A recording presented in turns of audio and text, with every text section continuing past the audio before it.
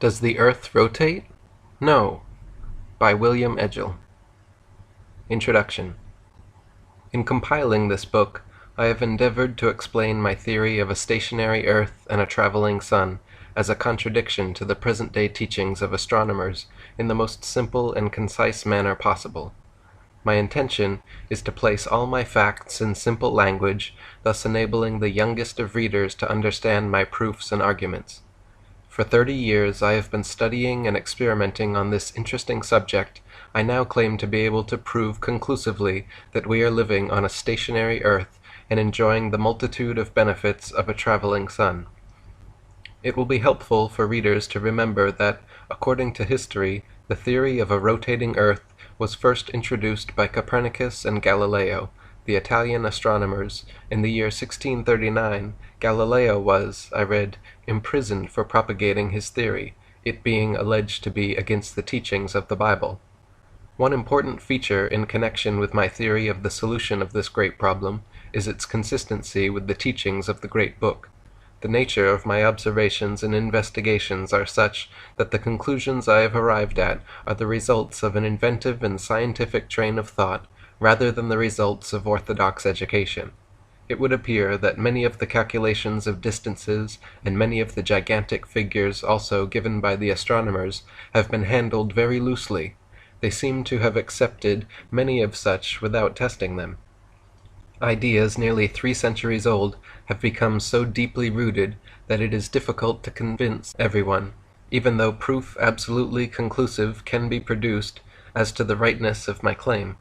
Nevertheless, I believe that when the responsible officials of the educational departments have had an opportunity of considering my case, which I am desirous of demonstrating before them at as early a date as possible, may I ask, why deny me of this opportunity? They will be in a position to so alter the teachings in the schools as to make the studies compatible with reason, in the process of which they will be able to effect considerable economies in the presumably heavy expenditure of this department.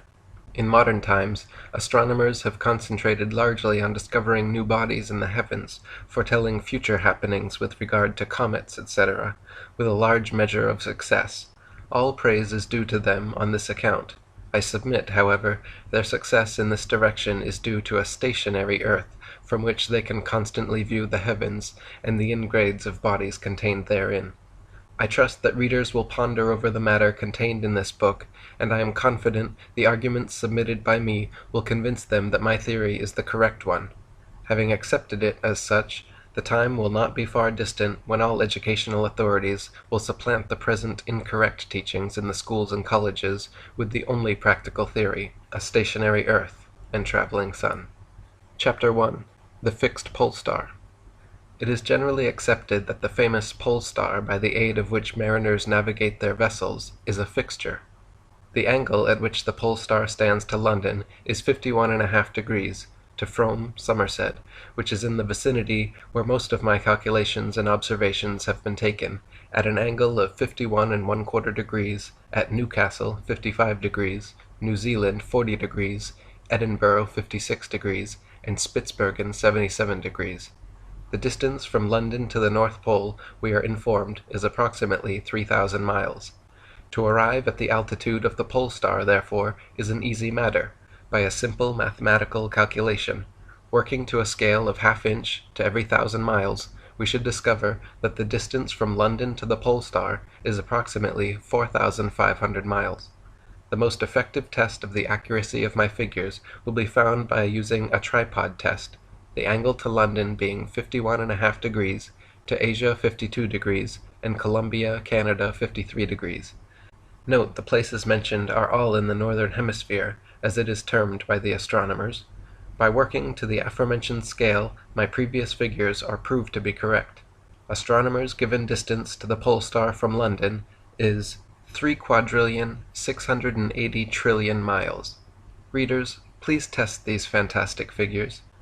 2 figures are pictured observing the pole star through tubes placed on either side of the upper half of a large black circle. The pole star is directly above the circle. Again, you will observe that the least movement of the Earth would destroy both angles to the fixed pole star in the heavens as above. Also, each one of the 4,811 angles referred to on the next page. After such a test, is the Earth's rotation theory worth consideration?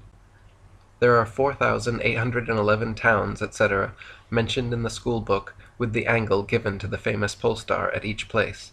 I have selected a few names as below, and readers can fix a tube directed to the star at each of these places named, or, of course, to any of the 4,811 places, and view this famous pole star as I view it in my garden. I hope they will do so, as I feel sure it will convince the readers without a shadow of a doubt that no movement of the earth takes place. Frome, 51¼ degrees, only 7 miles from my garden. Warminster, 51¼ degrees. Wincanton, 51 degrees. Weston-super-Mare, 51¼ degrees. Weymouth, 50½ degrees. Bath, 51½ degrees. Bournemouth, 51¾ degrees. Southampton, 51 degrees. Exeter, 50¾ degrees. Sidmouth, 50¾ degrees. Glastonbury, 50¼ degrees.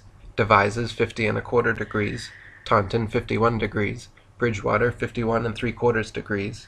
Ilfracombe, 51¼ degrees. Swindon, 51¼ degrees.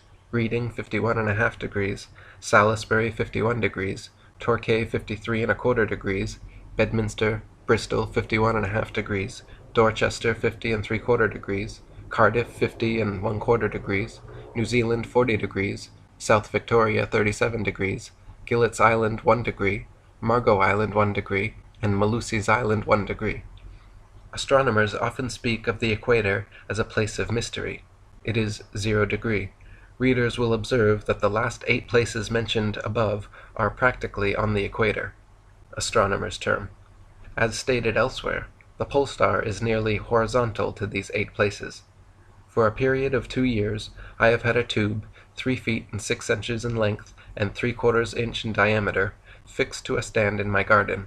Not the slightest movement can take place. On ascertaining the position of the pole star, I was able to view the star continually on any night over that period. The spherical shape of the earth, we are told, is tearing round on its axis at the rate of 18 miles per second, and also in its orbit it is traveling at a rate of 10 miles per second. What will puzzle the reader, and what puzzled me, was how I could view the star constantly under such conditions. I communicated with several astronomers at various times, and one of the replies was that owing to the tremendous distance to the pole star, 3,680,000,000,000,000,000 miles, the tube may continually point to it in spite of the 2 terrific movements of the earth. I want to definitely state here the astronomers' figures are absurd in the light of practical calculations. Secondly, size and distance make no difference whatsoever. The fixed tube, 3/4 inches in diameter and 3 feet 6 inches long, is simplicity itself and absolutely reliable, and it would betray the smallest possible movement of the earth. Reverting again to page 8, readers will notice that some of the towns mentioned are very small. Population of Warminster is 5,000, and only 13 miles distant from here. Now if the sun is a fixture, the same as the pole star, may I ask, why is it the angle to the sun is given from London and no other place? Again, why are 3 angles given to the sun from London, 15 degrees, 23½ degrees, and 62 degrees? You will observe that the fixed sun theory is absolutely absurd.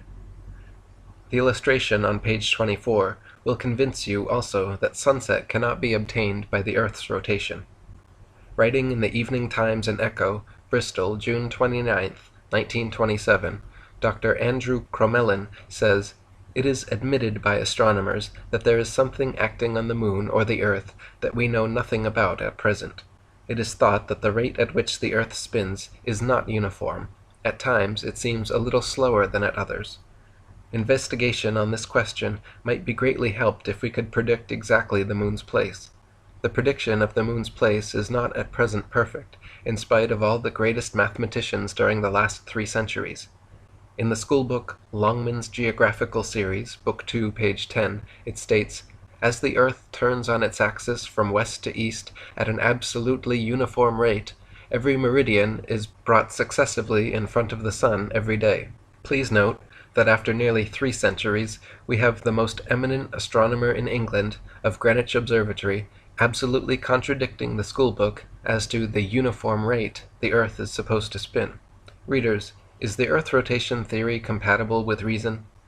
If we take an orange and stick an ordinary knitting needle through the center, allowing the head of the needle to project 2 inches, at the end of which we will stick a P to represent the pole star, some idea of the immense discrepancy in the astronomers' calculations can be grasped, when in comparison, instead of the P or pole star being 2 inches from the orange, they assert it to be over 17,000 miles. Readers, please test these figures. 1,000,000 miles is 60 times farther than the distance from London to Australia. It is astonishing that astronomers give such absurd figures representing the distance from London to the pole star, while at the same time they tell us that the diameter of the Earth is only 7,912 miles. Furthermore, it is known to them that there are places on this comparatively small Earth which are nearly horizontal with the star. Now, if they are correct in their given figures representing the diameter of the Earth, then the pole star, being directly overhead of such places, cannot possibly be such an enormous distance from the Earth as they would have us believe. The angle from Para to the pole star is 1 degree, thus Para will be nearly horizontal to the star. Now, if Para is approximately 10,000 miles distant from the North Pole, therefore the distance from Para to the star can only be approximately 11,000 miles. Para is practically what the astronomers term on the equator. I explained my method of viewing the pole star, sending a chart along to another astronomer. The very poor attempt to reply to my reasoning was as follows. He stated, "You may illustrate the rotation of the Earth theory by means of a cartwheel and axle on your tube. Tie a small tube, say 6 inches long, in such a manner to the outer end of one of the spokes, that when you look through the tube, you will view the far end of the axle. Now, no matter how you turn the wheel, you will always see the end of the axle, which represents the pole star." Very plausible answer, and as equally adroit. The object representing the pole star must be fixed at an angle of 51.5 degrees, and of course not on the axis. The experiment under these conditions will not work right for the astronomer, quite the reverse, for we find by moving the wheel the slightest distance, the object representing the pole star is lost to our view. Please test for yourself. I again communicated with the astronomer, giving the results of my investigations, with this illustration, but no further reply was forthcoming. The rotation of an umbrella was another illustration similar to the cartwheel, and equally as absurd.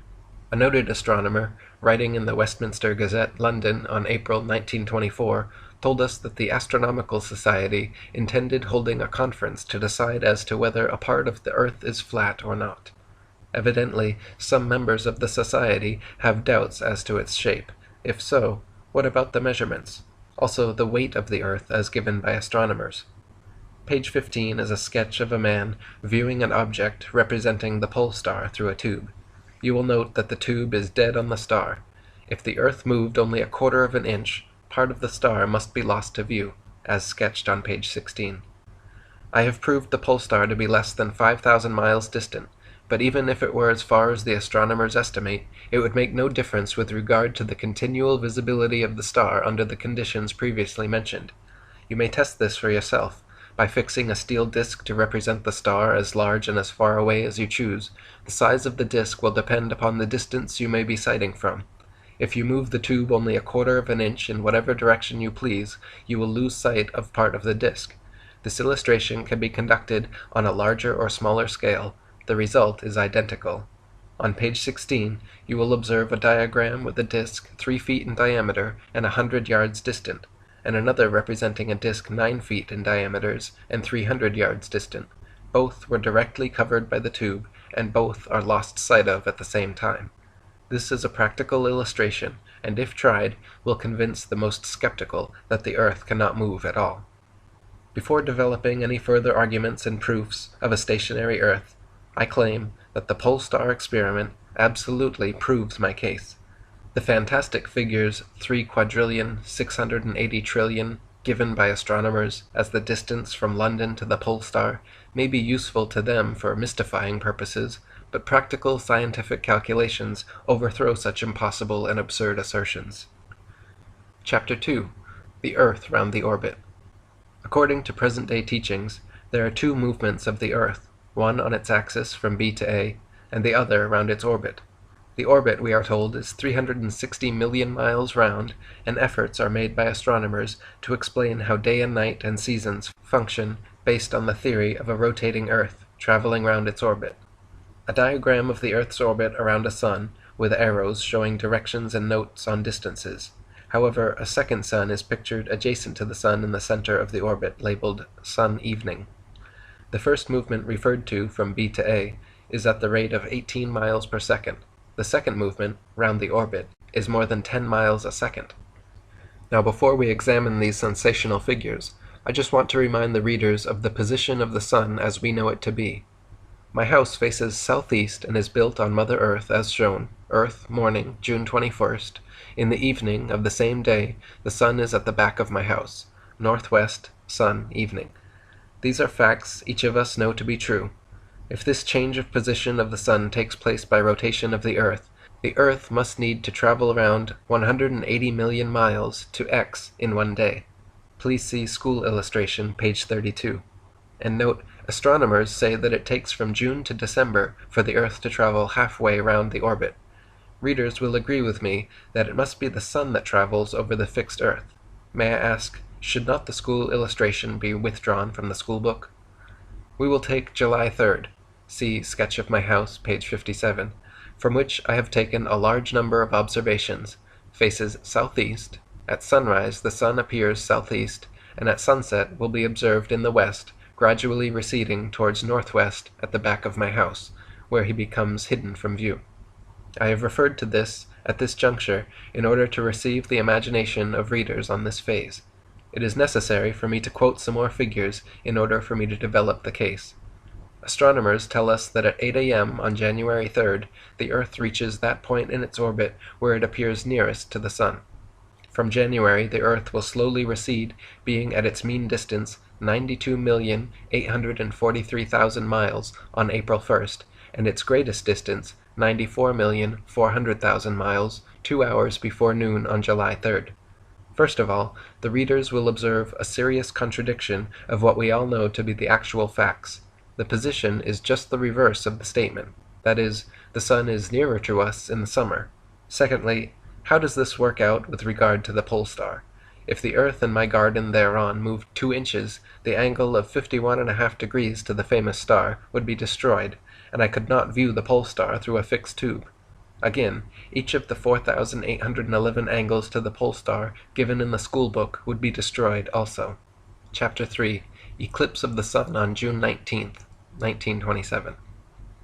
The school book states, besides spinning round on its axis, the Earth is at the same time sweeping through space round the sun in orbit more than 50 miles in every 5 seconds.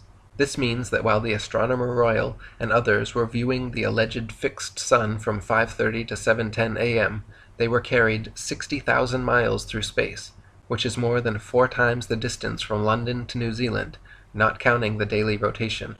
Please test these enormous figures. May I ask, how could anyone view the sun through a telescope while being carried through space at such a terrific speed? Is the Earth rotation theory reasonable? A fixed Earth only enabled us to view the eclipse in the sun on the date named. A diagram of a sphere with the old oil lamp to one side. Various letters mark points on the sphere. The angles to the pole star at South Victoria is 37 degrees. May I ask, how can the angle be taken if on space continually, as on page 20? Is the rotation theory compatible with reason? Chapter 4. Day and Night. Will the reader now refer to the sketch on page 20 and note that D, representing South Victoria, is continually underneath the globe which astronomers inform us represents the Earth, 7,912 miles in diameter. C and E are the same. Now on July 3rd, they tell us the Earth slopes toward the sun, as illustrated, rotating at the rate of 18 miles per second. Now you will notice the globe leaning on one side at the angle given in the illustration, and you will see England, or B, only rotates from A to B. The position marked B is supposed to be night, although B does not pass the center XY of Earth. Hence, England does not pass out of view of the sun in July.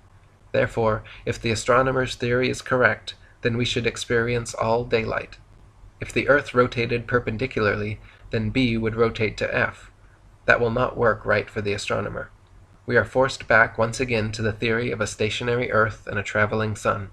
Again, several places on the South Antarctic Circle, according to the astronomer's theory, would only rotate from C to E, therefore could not get any sunlight for several days in July. Also, D, representing the position of South Victoria, would be in total darkness in July. Another anomaly arises here. South Victoria would be directly underneath, and according to astronomers, on space continually. Is it compatible with reason? If the reader will examine the school globe, he will notice that England is in the northern hemisphere, astronomers' term, as also is Siberia, Canada, and other places. The astronomers tell us that the Earth completes one revolution on its axis every 24 hours, that the sun is continually shining, but as the globular Earth rotates, only half can and does receive the heat and light as per illustration on the next page. What are the facts?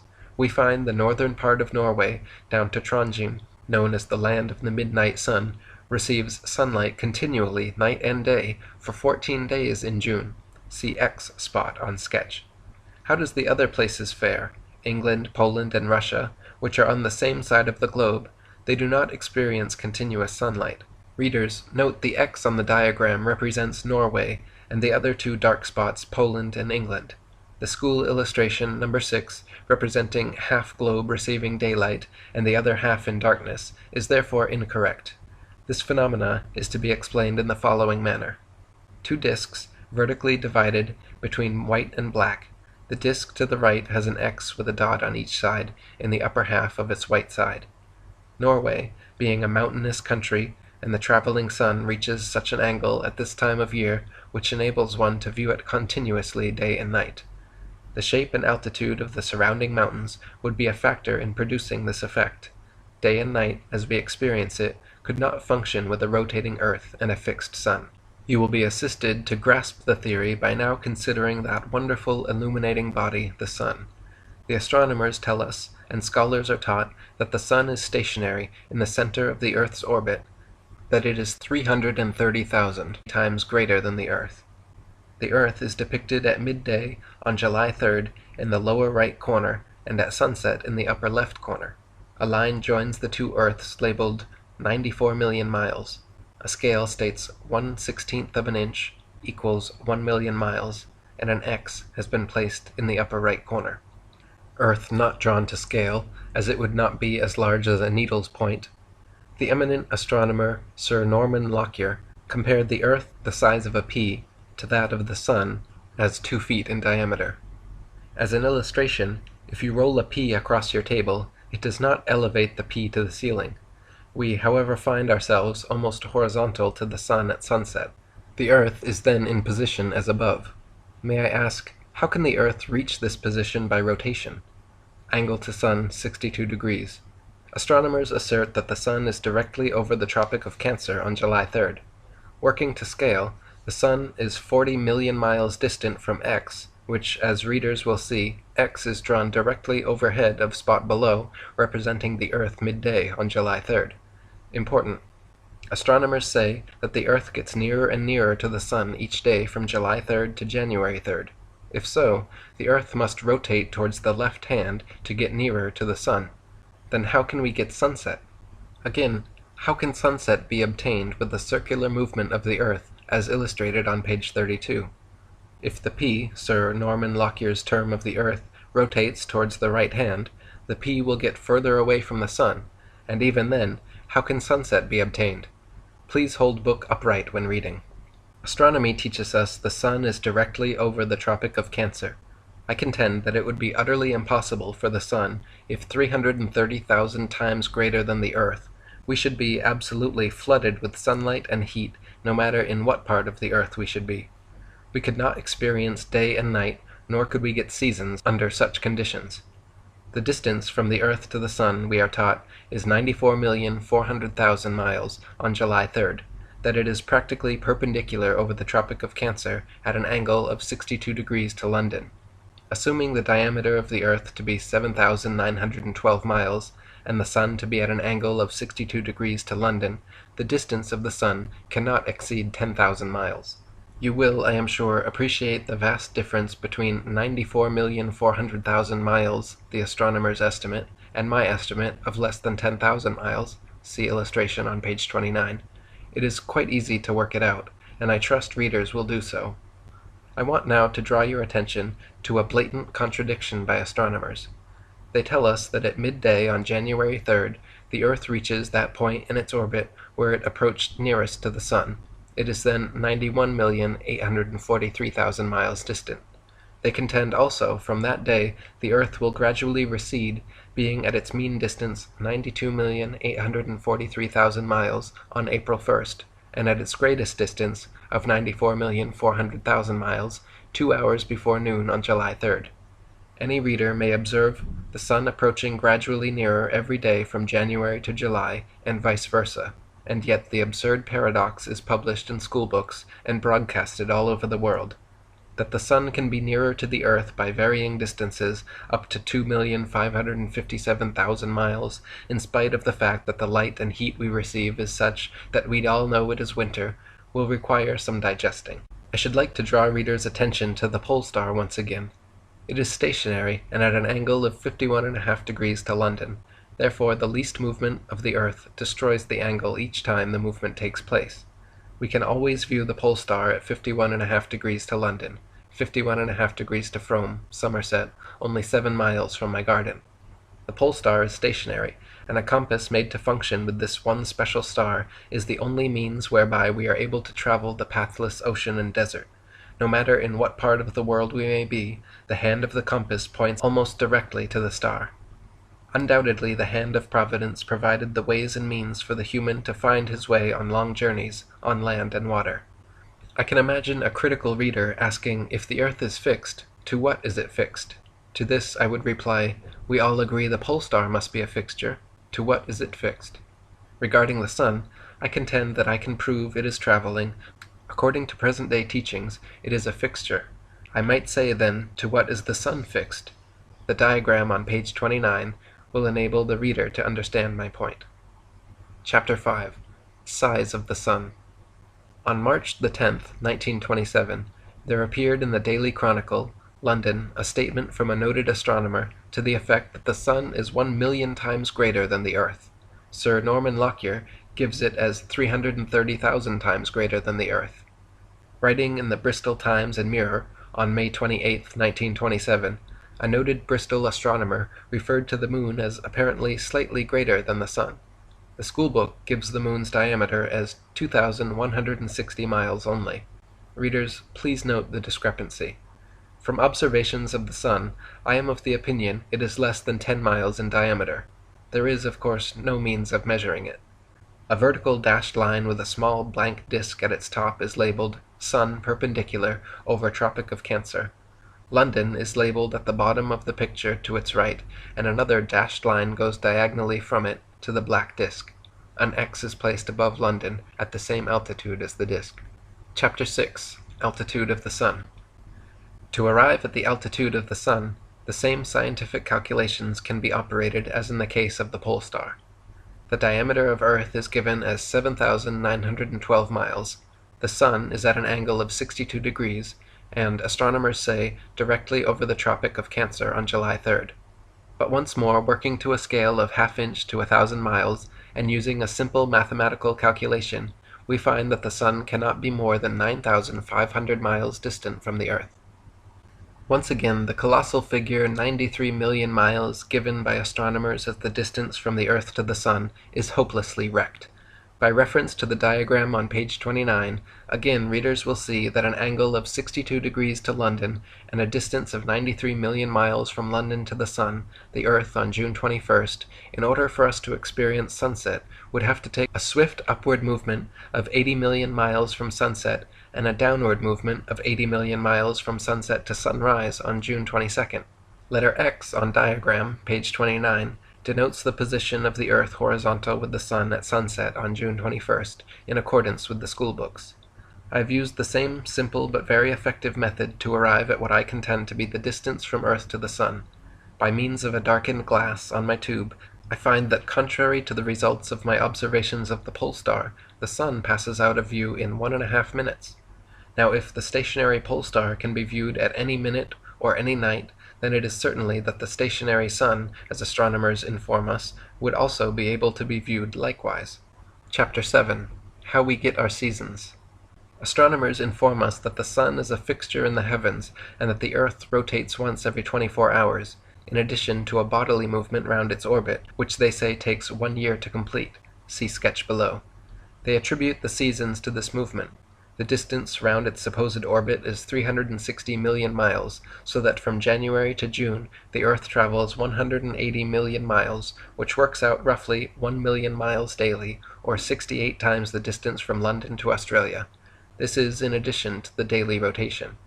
If the reader will examine the sketch and compare it with the position of the sun as we actually see it, say on June 21st, he will notice that it is identical with my contention, namely that in order for Earth to be in position consistent with the astronomer's theory, it would first of all be necessary for it to complete the journey round its orbit in 1 day, instead of taking 1 year to accomplish. See illustration page 17. Secondly, it would have to rise in the extent of 80 million miles to bring it horizontal with the sun at sunset. Further, from sunset to sunrise on June 22nd, it would have to drop to the extent of 80 million miles. See illustration page 29. Two Earths are adjacent to each other on an ellipse that represents their orbit around the sun. It will be found on an easy manner to test this in the reader's own garden, whether in England, New Zealand, or elsewhere, by first of all ascertaining the exact position of the house and garden, and observe the direction in which the sun travels. See sketch page 32. If the astronomer had contended that the Earth made 1 revolution in 12 months, there would be a semblance of reason, for under those conditions, with a stationary sun, the half of the Earth facing the sun would be experiencing summer, while the other half would be experiencing winter. They would then fail to account for day and night, even with this contention. The sun is illustrated to the left of a large circle. The letters E, England, and L, Labrador, are on the upper edges of the circle. E on the sketch is England, L, Labrador, North America. Again, we will examine the school globe, and we find England, Labrador, Canada, Siberia, and other places are in the same circle, or the same latitude, north, therefore should experience the same climatic conditions daily. We are, however, aware of the contrast between climate of these various countries. Such a state of affairs can only exist and be accounted for by my calculations that in summer, the traveling over of a stationary Earth, the sun passes nearer to us in summer and farther away from us in winter. Readers will observe that from December 21st, the sun begins to travel nearer to us each day, until June 21st. The heat is absorbed by the Earth as we approach that day, until we find the sun almost directly overhead. Even after the sun has traveled from us, towards New Zealand, say in August and September, we often experience hot weather, which can be accounted for by the fact that the heat accumulated and stored up, as it were, radiates out from the Earth. I have mentioned New Zealand in the paragraph.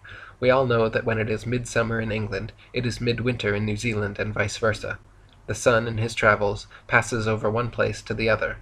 From June 21st, he begins to travel nearer and nearer to New Zealand, every day and night for 6 months, until it finally arrives in a position almost directly overhead. It is then midsummer in New Zealand.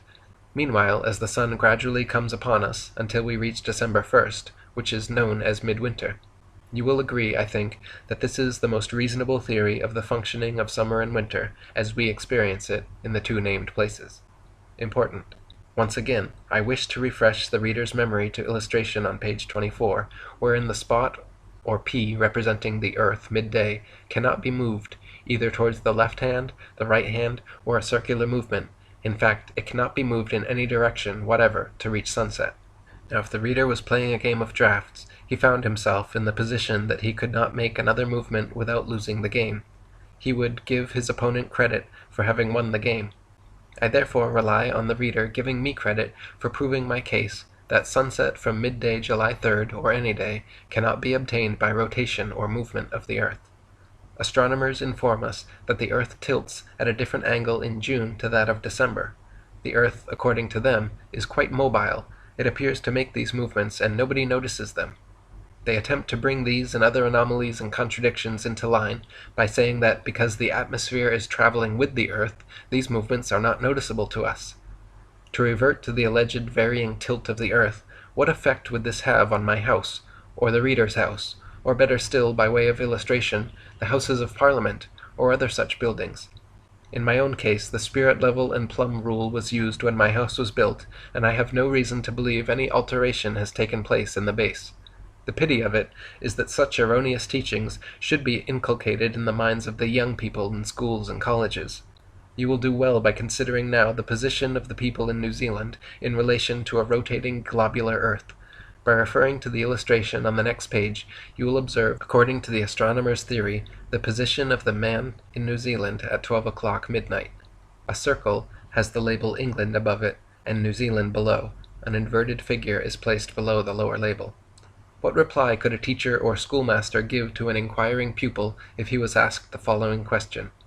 You have just informed us that New Zealand is directly underneath England at 12 o'clock today. Now what is the position of the school in New Zealand? There is no sensible answer to be given. The earth is not globular, nor is it rotating. The Astronomer Royal at a lecture some time ago said a man may be upside down for a time and not be conscious of it. I desire to inform readers, however, that if the earth rotates once only in 24 hours, as the astronomers claim it does, people in New Zealand would be upside down for several hours. Moreover, the position of the people in South Victoria, page 20, is such that they would be in that position continually. Again, the angle at which the pole stands to New Zealand is 40 degrees. How is it taken in this position? In reply to what I describe as an awkward question I put to an astronomer on this subject in 1916, he said the terms up means down, and down means up with all astronomers. I leave readers to judge as to whether such a reply is satisfactory to any intelligent person. If the reader will refer to diagram 5, he will notice two figures representing observers, one viewing the pole star and the other the sun. Now, after continuous experiments, I discover that whilst the pole star can be always viewed, the sun passes from view in 1.5 minutes. Surely this is a weighty argument in favor of my contention that the earth is stationary and the sun traveling, for if the star by aid of a tube is visible continually, then the sun, if stationary, would also be visible under the same conditions. Sunset. Contrary to the imagination of most people, the sun does not sink in a perpendicular fashion. It takes a sort of sweep from west towards northwest, as diagram number 6 denotes. It will be observed that the curve shows a slight upward tendency at the end. Two figures observing through tubes are placed back to back. The one on the left observes the pole star, while the other observes the sun. The pole star always keeps at one altitude, 51.5 degrees to London. The sun would be the same if it is fixed in the heavens. An arc representing the relative observed movement of the sun in the sky between 7:30 and 8 p.m. on June 21st. This is the position of the sun just before it disappears from view. It was taken in my garden from 7:30 to 8 p.m. on June 21st. In the school book, 3 angles are given to the sun from London: 15 degrees, 23.5 degrees, and 62 degrees. Why give 3 if fixed, and only 1 to the fixed star? Is the fixed sun theory compatible with reason? It is very remarkable how easy the rays of the sun can be obstructed. The diagram number 35 represents the sun in a position behind a hill or mountain. Suppose an observer be at position A, B, C. The one watching from A will lose sight of the sun first, the one at B will be next, and the one at C will be able to view the sun considerably longer than those at A and B.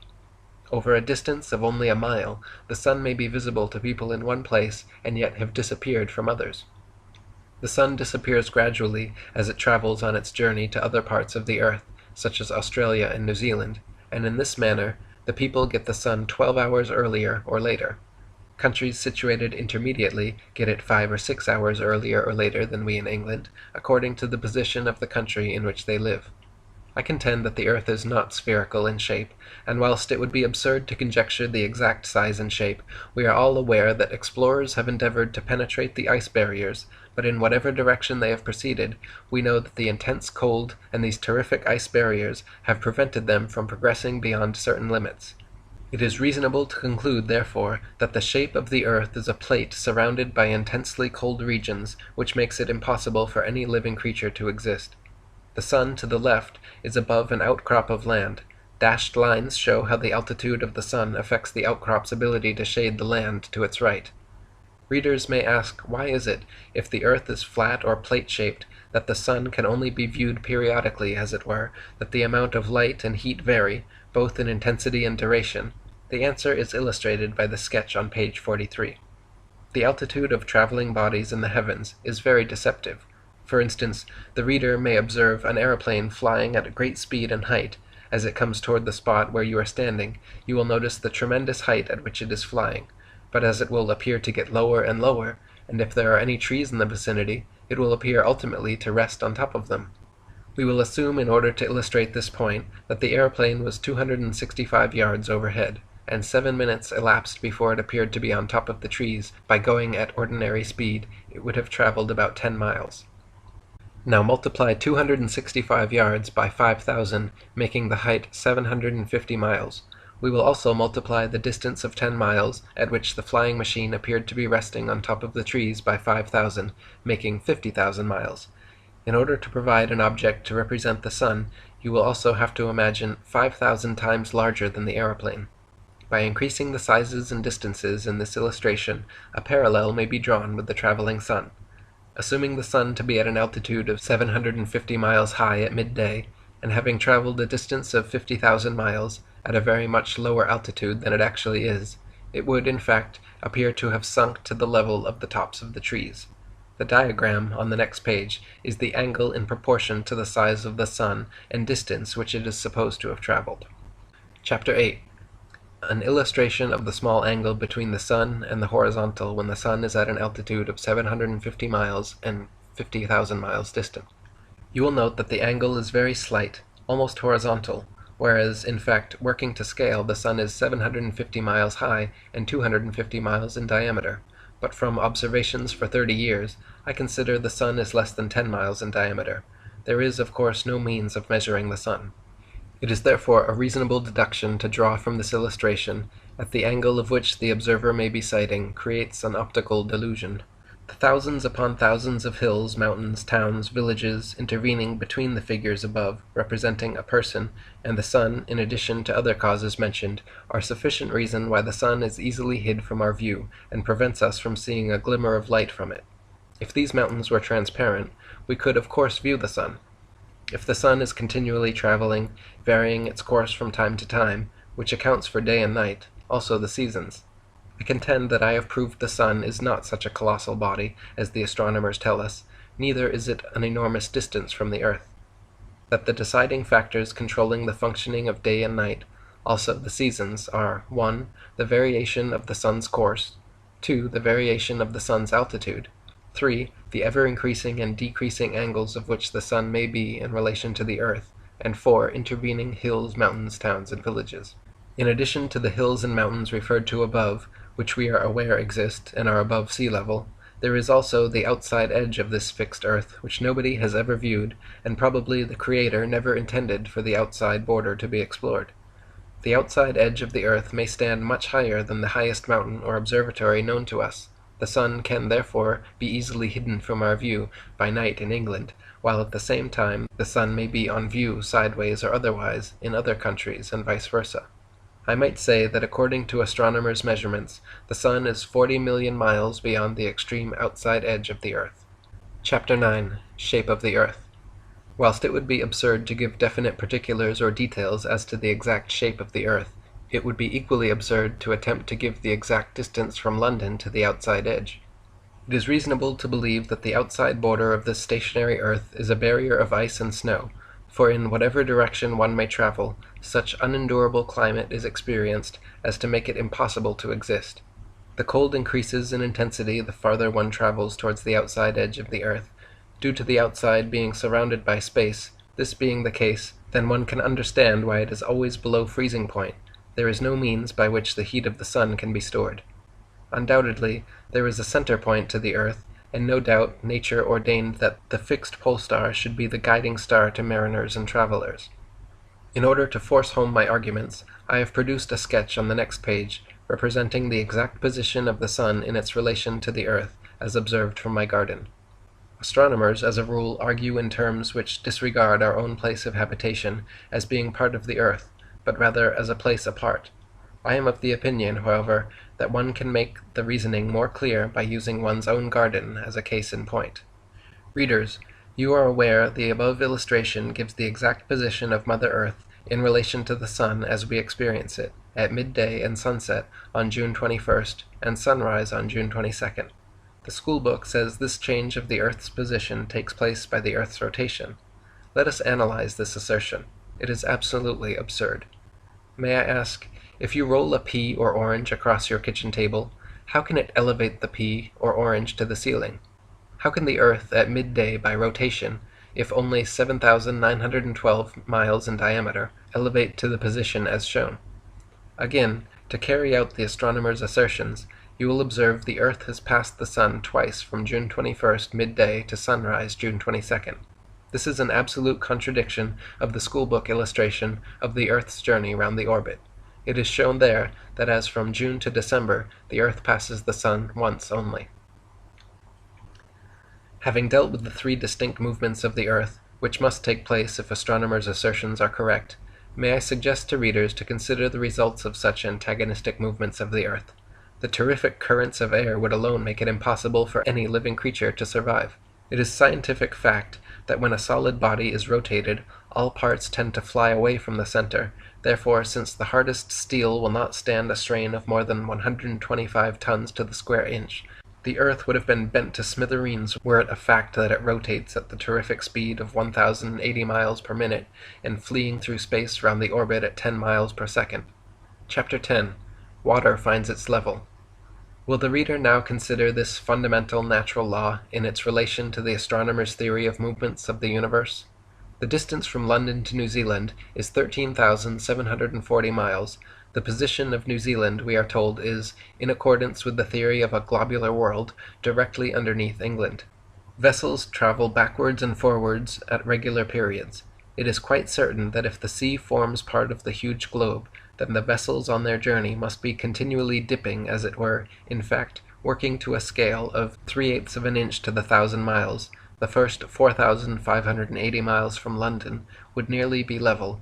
The second 4,580 miles would be navigated with a vessel in a perpendicular position, and the last 4,500 miles would be completed with the vessel keel upwards and directly underneath the Earth. We all realize how absurd this sounds, and yet it is an absolute correct conclusion if we believe what the astronomers tell us. May I ask, why teach children untruths? Truth will always win. As an alleged proof of the curvature of the Earth and sea, astronomers submit the illustration on the next page. A vessel traveling from Bournemouth to Swanage, for example, a distance of 8 miles, will gradually pass from our view as it reaches a distance of about a mile. The hull disappearing first, they claim that this is a sure proof that the sea is curved. Let us introduce a telescope, and we shall be able to again sight the vessel. If, therefore, one may continue the observation of the vessel by aid of a telescope, then the illustration put forward by astronomers falls to the ground. Were it the curvature causing the obstruction, the telescope would be useless, as the reader will readily grasp. The diagram gives the correct angle, working to a scale, and readers will observe that from B, representing an observer at Bournemouth, to S, representing Swanage, there is a slightly upward curve. Now how does this tally with the astronomer's assertions? If we analyze it, we shall discover it to be entirely opposite. Any object above the eye line between B and S is wholly visible at B, therefore the whole of the vessel should be more distinct, according to the astronomer's own theory. That the vessel, even at a short distance, is lost to our vision hull first, is correct, but it is due to other causes than the schoolbook teaches us. It is due, firstly, to the ever-prevailing mist on the surface of the sea; secondly, to the limitation on visual observance with the naked eye; thirdly, to the natural law referred to previously; fourthly, to the varying angle at which the observer may be sighting it as the vessel travels farther away. In the year 1904, an experiment was tried by measuring 6 miles of the Bedford Canal. It was found to be quite level. Not only was it measured by the aid of a specially constructed and costly apparatus, a photograph was taken with a large sheet drawn across a canal 6 miles distant and held up at right angles to the surface of the water. The whole sheet was shown in the picture, as also was the shadow which was cast on the water by the sheet. To obtain this result, the water must have been absolutely level. Here again, the reader will do well to reason out this problem. Assuming the Earth to be traveling from west to east, at the terrific speed of 18 miles per second, bearing in mind also the two other alleged movements of Earth Combined with these movements, a terrific hurricane develops in a direction powerful enough to almost lift us off our feet, uproot gigantic trees, etc. Where should we poor weak creatures be? I fear the end of the world, that we hear a great deal of talk about from time to time, would be on us.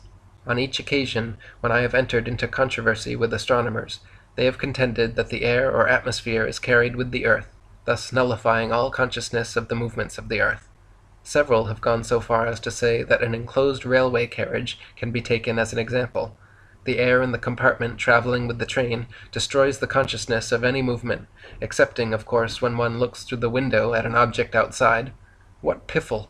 The air or atmosphere on the unenclosed earth is not bound to the earth, and therefore would not travel round with it. By what and to what is the air harnessed, if it travels round with the earth?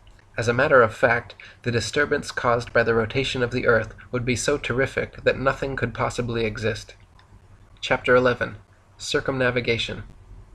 Yet another alleged proof of the earth's rotation is put forward by astronomers. It lies in the fact, they contend, that one may commence a journey from London traveling due east all the time, ultimately returning to the starting point. The direction and countries through which one must travel to perform this feat are as follows.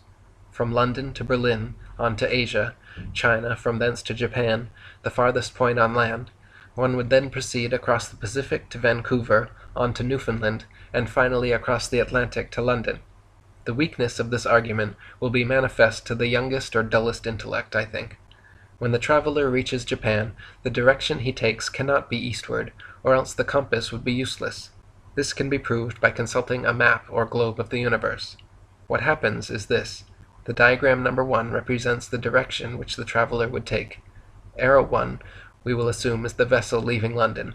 Sailing by the compass due east, after traveling 5,000 or 6,000 miles, the North Pole and star will have passed. The compass will then point back as to number 3 arrow, instead of pointing ahead as number 2 arrow. The compass point N is in the middle of the left side, with W below it at the bottom, S to its right, and E in the upper right corner. A dashed line goes from the W to S midpoint, London, to E, and then from E to N. An arrow labeled 2 parallels, the WE line, and another labeled 3 points, form E to N. Supporters of the rotation theory conclude that as the compass will now point back to number 3 arrow, as it were, instead of number 2, which was the direction prior to the vessel passing the North Pole and star, the rotation of the globular earth, they say, has altered the position of the vessel on reaching point E of arrow number 2. The solution of this problem is not in the rotation of the earth, however. It is because the vessel has passed the point known as the North Pole star, by which the compass functions, in consequence of which the compass must point back. Again, supposing a vessel is anchored at the port of London at 6 a.m., pointing due east as number 1 arrow, then at 6 p.m. the vessel should be pointing due west, if the student is to support the rotation theory. Of course, no movement of Earth takes place. The diagram above represents a compass. Readers will observe the mark on the case. Now, assuming the Earth makes one complete revolution in 24 hours, the case and mark thereon should be carried round also to a position pointing south in 12 hours. Of course, no movement takes place. The hand of the compass and the mark on the case points in the same direction continually. Chapter 12. The Equator. I asked a noted astronomer to kindly explain to me how the angle of 40 degrees to the pole star was taken at New Zealand. He then referred to a man at the equator. I then informed him of 8 places given in the school book, angles 1/4 to 1 degree, which was practically on the equator. And the inhabitants could, of course, view the pole star at these places, as I viewed the star in my garden, except that the star would be nearly horizontal to them. As usual, no reply was forthcoming. The diagram on the next page depicts an airman bombing a building from his airplane at a great altitude. This is another illustration of the unreasonable theory of a rotating globular earth. Readers will remember it takes about 10 seconds for the bomb to reach the building from the airplane 1 mile up. Multiply 18 miles by 10 and it will give you the distance which the house will have traveled with the earth, according to astronomers. As readers will observe, the bomb would pitch 180 miles distant from the house. Is the rotation theory compatible with reason? If our Earth rotated, the use of artillery in modern warfare would be impossible, as the rifle or shotgun for sport. It would be impossible to sight them, or to use rangefinders to do so. To return now to the town in which I live, in 1917 a thundercloud burst, and over a radius of about 2.5 miles we received a deluge of rain. The places outside of the radius, however, were bone dry. Now, assuming the Earth to be traveling through space round the orbit at the speed of 10 miles per second, how on earth could they escape the storm? Moreover, we in our town should have whizzed clear of it in 1 second. The reader will undoubtedly consider these very simple matters, but let me assure you, they are too difficult for astronomers to explain away, based on the theory of a rotating globular Earth. An aeroplane 1 mile from Earth dropping a bomb on a house is illustrated with a vertical dashed line. This illustration alone will convince you that the earth on which this chimney is fixed does not move at all. A 200-foot chimney with a 1,000-ton weight suspended at its top, also illustrating falling to the midpoint, then onto the ground. The diagram above represents a chimney built on Mother Earth. It will, of course, be traveling at the same speed as Earth, 18 miles per second, according to present teachings. Imagine a heavy weight, 1,000 tons, released. We shall know where to find it when it reaches the ground, almost directly under the place where it was released. But, according to astronomy, we should have to search for it some 72 miles distant, assuming it takes 4 seconds for it to complete the journey from the top of the chimney to the ground. An object can be dropped in an enclosed railway carriage traveling at its maximum speed, and it will fall vertically, because the air is carried along inside the carriage. But if an object is thrown from an open truck, say 24 feet high, traveling equally as fast, it will drop at a considerable distance to the rear, proving in the one case the air or atmosphere is traveling with the train. In the case of the latter, the air is not traveling with the Earth. I have seen an astronomer with a heavy weight secured to the end of a rope about 12 feet long. He swung the weight around and round in the air till he was nearly exhausted, and claimed the experiment as a proof of the Earth's rotation. The same person then swung a bucket round and round, out of perpendicular, with a small quantity of water in the bucket, as a proof of Earth's rotation. I invited him to fill the bucket nearly full of water, but he did not take my advice. Both experiments, as you will see, are absolutely absurd. On October 20th, 1927, Sir O. Lodge, the eminent astronomer, in a lecture on falling bodies, explained that if we toss an obstacle in a railway carriage when traveling, the obstacle, which may be of stone or otherwise, would fall direct to the hand again. This is correct, as the air and obstacle is carried by mechanical power inside the carriage. He also mentioned a motor car for the same experiment. I therefore, on the following day of the lecture, tried the experiment several times in an open motor car, traveling at 30 miles per hour, by throwing up a stone about 24 feet high from above the hand. In each case, the stone did not return to my hand, dropping at the rear of the car. I invite Sir Oliver to try the experiment for himself. I might say that I tried it years ago with the same result. Sir Oliver will need practice to throw a stone so high and straight, owing to the strong air caused by the swift traveling car. The stone can, however, be easily trapped straight up to height given above. Astronomers often refer to the spinning top as proof of the Earth's rotation, where after being wound up by manual power and set in motion, the top will spin when leaning on one side. The alleged rotation of the Earth has nothing to do with the spinning, or the top would not cease to spin. Boys are often seen whipping a top on the pavement and making it spin. When the boy ceases whipping, the top falls on its side to the pavement. The boy's power had caused the top to spin. A rider on horseback, when galloping, often observe a swarm of flies hovering close over the horse's head, and the rider's attention has been called to this in relation to the Earth rotation theory. If the flies had been a good height above the horse's head, the air would not have been affected by the moving horse, and the flies could not have kept pace with the horse. On a calm day, with not sufficient air to ruffle the leaves on the trees, and standing on a railway platform, the express passes through swiftly, compelling us to move back from the edge of the platform. And astronomers say, if you then throw from the carriage window an obstacle, you will find a difficulty in so doing, and they try to link up this difficulty with the rotation theory. May I ask, why has this to do with the alleged rotation theory? As it was calm before and after the express had passed through, it was of course mechanical power that caused the air to be so strong for the moment or two. Toss an orange when on deck of a moving steamer is often spoken of in relation to the Earth rotation theory, as it is said the orange will return to the hand again. If the orange is thrown straight up, say 24 feet or so high, where the air is not affected by the moving steamer, As previously pointed out, the orange will not return to the hand.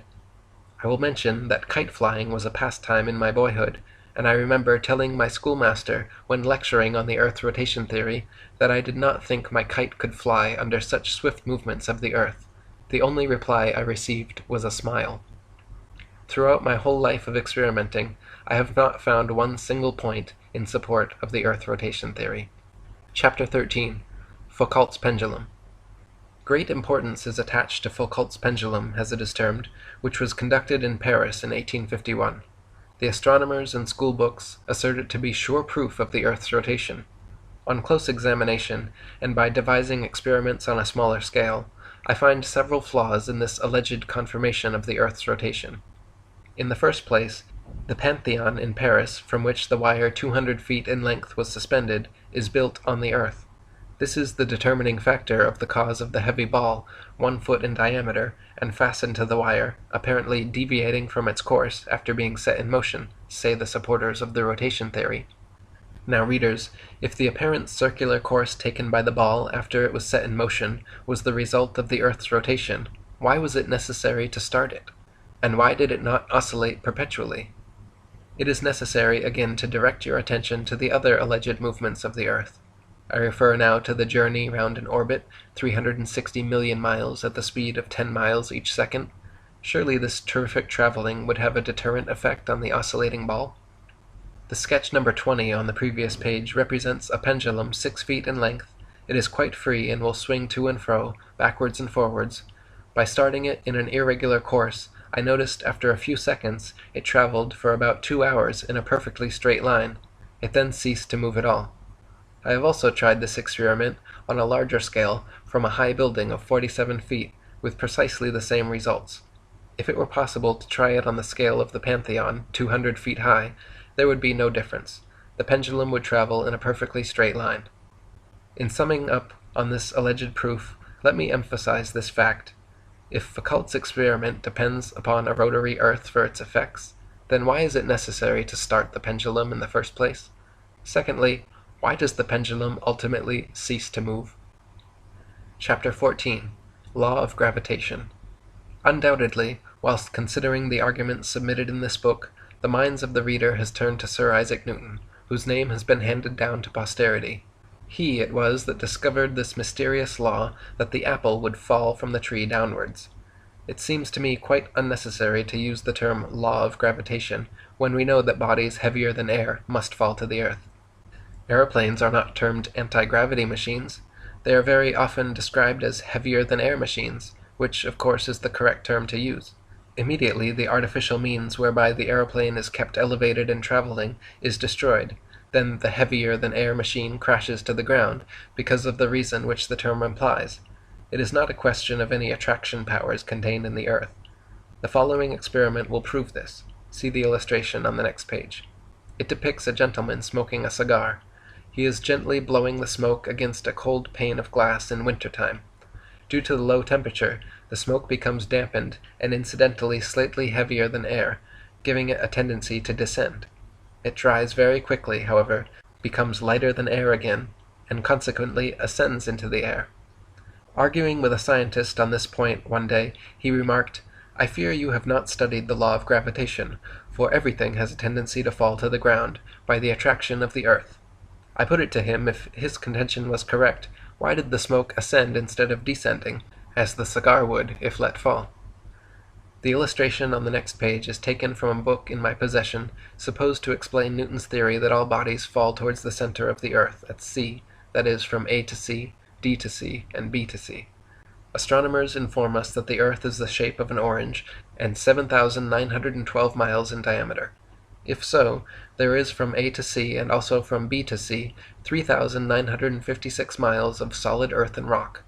Now, no one has penetrated through the crust of the earth, for even the deepest of mines is not 10 miles, and I contend that no person can possibly say that the earth is even 50 miles, or 7,912 miles, through. Newton informs us that a body at D will fall towards C. This position is equivalent to a person standing on the earth in his own garden, which is impossible, as previously proved, and certainly he feels no attraction there. Moreover, a body at D is in precisely the same position as a coin held at the side of an orange, or even your kitchen wall, and the coin being heavier than air naturally falls perpendicularly to the floor when released. That is, a body at D will fall to E and not towards C. Newton says New Zealand is at B, but has anybody known a body to fall upwards? It must certainly do so if the earth is globular. Surely Newton's theory is incorrect, as reason alone leads us to the fact that bodies cannot fall in any direction except perpendicularly. Chapter 15. Eclipse of the Moon. Astronomers estimate the diameter of the moon to be 2,160 miles, and that of the earth 7,912 miles. The journey of the moon round the earth, they assert, is at the rate of 37 miles a minute, whilst in its supposed journey round the sun, the earth travels 1,080 miles per minute. Now, assuming the shadow cast by the earth on the moon to be equal to half the earth's diameter, as the shadow would tend to converge, readers will perceive it to be impossible for an eclipse to last longer than 7 minutes. We are aware, however, that it is a quite common occurrence for an eclipse of the moon to last several hours. We shall have to search for more practical causes, therefore, than those given by astronomers, i.e., the rotation of the globular earth. It is well known that there are dark bodies in the heavens, and periodical movements of such bodies would create the phenomena similar to what we understand as the eclipse of the moon. The tide. The steady pulsation of the ocean, which we know is the ebb and flow of the tide, is caused by the rotation of the earth, say astronomers. I venture to suggest there would be very little element of steadiness were the tilting earth whirling round as they assert. Whilst I contend it is impossible for any human to say definitely what causes this mysterious advancing and receding movement of the sea, it is within the realms of possibility that the varying temperature of the water creates a rise and fall sufficient to account for the tides. It should be borne in mind that the variation in the tidal rise of water at England and New Zealand is only 27 feet, on a distance of 13,740 miles, which equals an elevation or drop of 1/8 of an inch in every 5 miles, which is, of course, practically level. Readers, please test these figures. Here is another positive proof that the earth cannot rotate. In the desert of Sahara, the length from east to west is 3,000 miles, its average breadth 900 miles, and its area 2 million square miles. Rain falls on this desert at intervals only of 5 to 10 or 20 years. If the earth rotates over 1 million miles daily, and in addition makes another movement round the orbit and sun yearly, how can this large desert escape the rain from the heavens for years at a stretch, while other places receive the rain regularly? Why? It is because the desert is a fixture, and is not favored by rain from the heavens, like other places, owing to geographical conditions. It is a mistaken idea, and a very prevalent one, to suppose that without great observations and complicated mechanical devices one cannot study and experiment. I contend that the most reliable sources of proofs and arguments will be found in one's own garden, and with the aid of a tube, such as I have mentioned in previous pages. It is quite simple, but very reliable. Present-day astronomers and educational authorities still continue to teach a theory which I claim to have proved to be incorrect. Not only is it incorrect from a scientific point of view, but if readers care to search the Bible, from the beginning to the end, they will not find one word to support the theory of a rotating earth. On the contrary, they will discover a great number of verses in various parts bearing out my theory of a stationary earth and a traveling sun. Therefore, in conclusion, I feel it to be my duty to propagate these ideas in every conceivable method possible, hoping and trusting to be given an opportunity of demonstrating my theory before the government educational authorities with an astronomical expert present. May I ask, why deny me this opportunity? If I can prove that the present-day theory is wrong, and I am quite confident of the result, at least it will be the means of repairing a serious defect in the education of our children. Truth will always win.